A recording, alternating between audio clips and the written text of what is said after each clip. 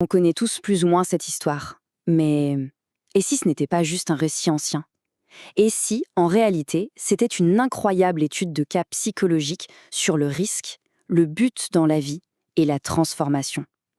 Aujourd'hui, on va plonger là-dedans, en s'appuyant sur l'analyse d'un psychiatre, Augusto Curie, pour explorer une décision qui paraît complètement folle, mais qui a littéralement changé le monde.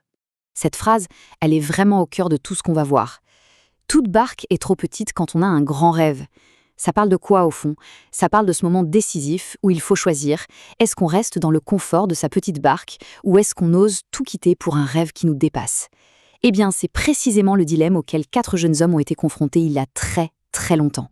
Allez, on plonge directement dans leur monde. On va essayer de se mettre à leur place.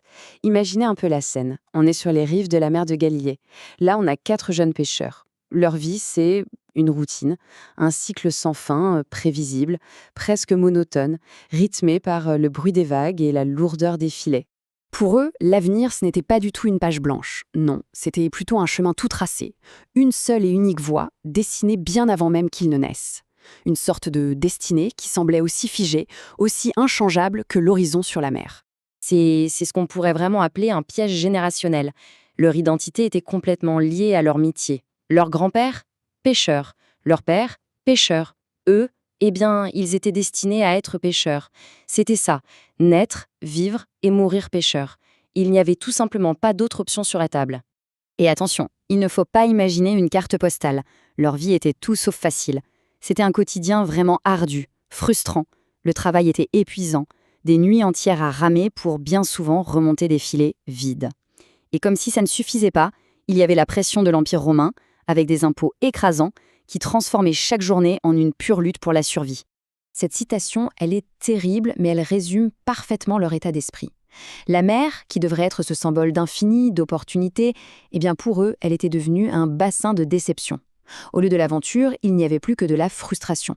C'est comme si tous leurs rêves s'étaient simplement noyés dans cette routine sans issue. C'est justement là, dans ce décor de stagnation et de désillusion, que quelque chose d'absolument inattendu va se passer.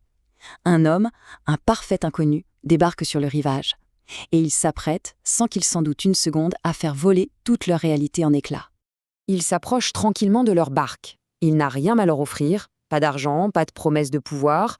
Non, il s'avance, et là, sans aucune forme de préambule, il leur fait ce qui est peut-être la proposition la plus absurde, la plus folle qu'on puisse imaginer. Imaginez la scène, le silence, et cette phrase qui tombe « Suivez-moi et je vous ferai pêcheur d'hommes ». Il faut se mettre à leur place un instant.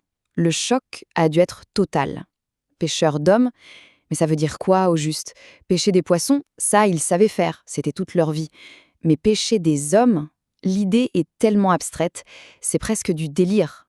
C'est la question qui a dû tourner en boucle dans leur tête. Qu'est-ce que ça peut bien vouloir dire?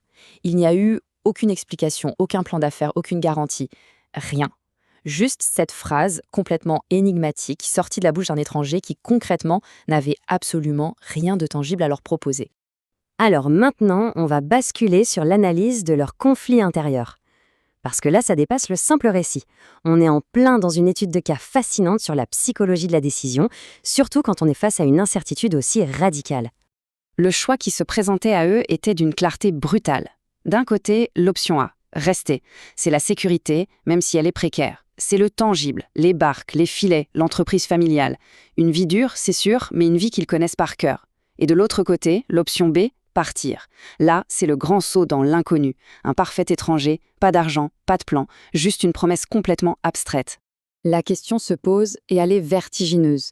Est-ce qu'on abandonne une vie, certes difficile mais sûre, pour un chemin qui ne mène nulle part de connu? Si on est logique 2 minutes, la réponse est évidente. Il faut rester. La peur de l'inconnu est une des forces les plus paralysantes qui soient. Et pourtant, il y avait manifestement quelque chose de bien plus puissant que la simple raison qui était en train de se jouer. Et c'est là que le concept du psychiatre Augusto Curie, le contrat de risque, est super éclairant. Qu'est-ce qu'il dit? En gros, que la vie est par nature un risque. Rester bien au chaud dans sa zone de confort, ça ne nous protège de rien. En fait, la seule chose que ça garantit, c'est la stagnation et la frustration. La vraie croissance, elle, ne commence que lorsqu'on a le courage de signer ce fameux contrat avec l'inconnu. Et c'est précisément ce qu'ils ont fait. Ils ont signé ce contrat. Le moment de leur décision, ce n'est pas juste un petit changement, c'est un véritable point de rupture, un acte radical qui va redéfinir complètement le reste de leur vie. Pour Pierre, André, Jacques et Jean, même si la logique crie les non, même si la peur devait être immense, l'appel était tout simplement irrésistible. Il y avait une force, une attraction émotionnelle, spirituelle, qui était bien plus puissante que tout le reste. À ce moment précis, ils ont senti au plus profond d'eux-mêmes qu'ils ne pouvaient plus rester dans cette barque. Leur rêve venait de devenir beaucoup trop grand. Et l'enchaînement de leurs actions est juste vertigineux.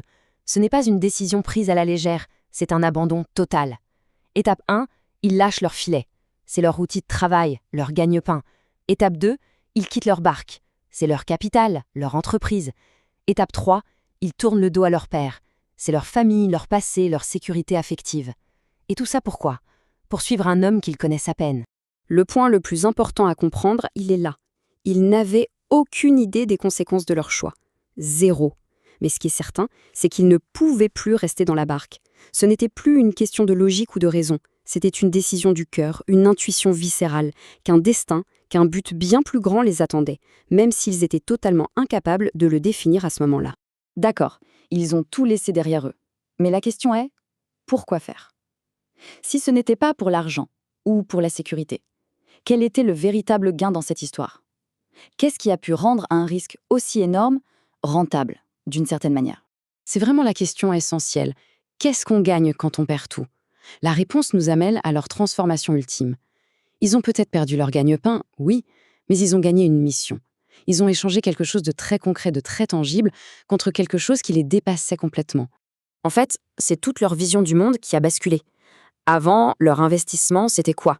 C'était investir dans le poisson pour assurer une sécurité matérielle, pour avoir un travail prévisible.